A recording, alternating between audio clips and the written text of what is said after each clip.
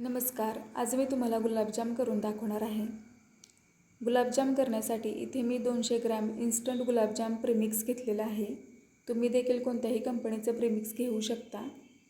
इथे मी वाटीमध्ये दूध घेत आहे कारण आपल्याला लागलं असं गरजेपुरतंच दूध वापरायचं आहे.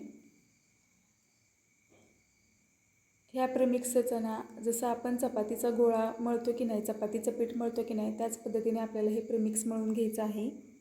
हे प्रीमिक्स मळताना एक दक्षता घ्यायची की एकदमच यामध्ये दूध ओतायचं नाही आहे. एकदमच जर दूध ओतलं ना तर ते एकदमच पातळ होऊन जातं. शक्यतो ना आपल्याला थोडंसं दूध घालून ना छान असा पिठाचा गोळा जसं मळतो ना तसं मळून घ्यायचा आहे.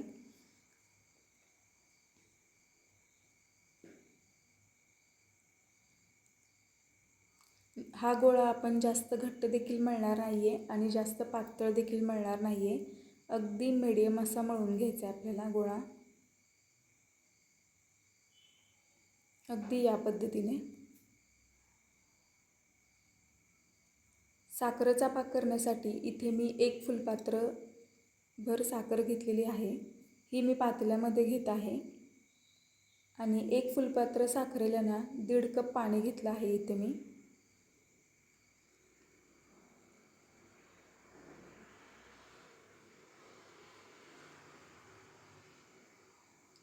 आता आपण काय करूयात, बारीक गॅसवरती हा साखरेचा पाक व्हायला ठेवून देऊयात.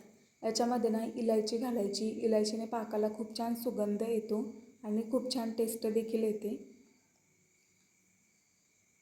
जोपर्यंत पाक होतो ना तोपर्यंत आपण प्रीमिक्सचे गोळे करून घेऊयात. असे बॉल्स करून घेऊयात. जास्त मोठे बॉल्स नाहीत करायचे, अगदी छोटे छोटे करायचे. कारण की जेव्हा आपण हे बॉल्स तेलामध्ये तळणार ना तेव्हा ते फुगतात.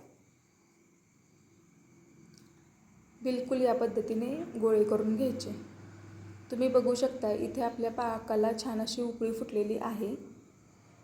अगदी 20 मिनटं लागले मला पाक व्हायला. आता आपण गॅस बंद करून ठेवून देऊयात पाक. तोपर्यंत आपण जे बॉल्स तयार केलेत ना हे आपण छान असे तळून घेऊयात.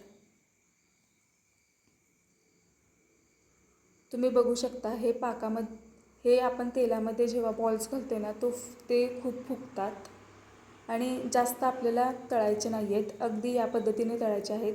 छान असा गोल्डन ब्राऊन होईपर्यंत तळायचे.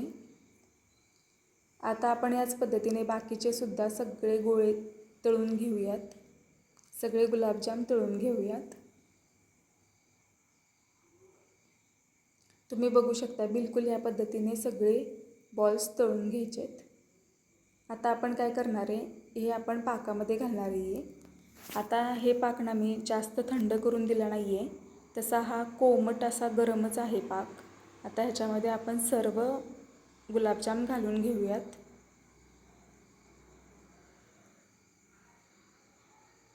तुम्ही पण नक्की करून पहा हे. तुम्ही बघू शकता किती छान गुलाबजाम झालेत ते. आणि तुम्हाला माझी रेसिपी कशी वाटली मला सांगा.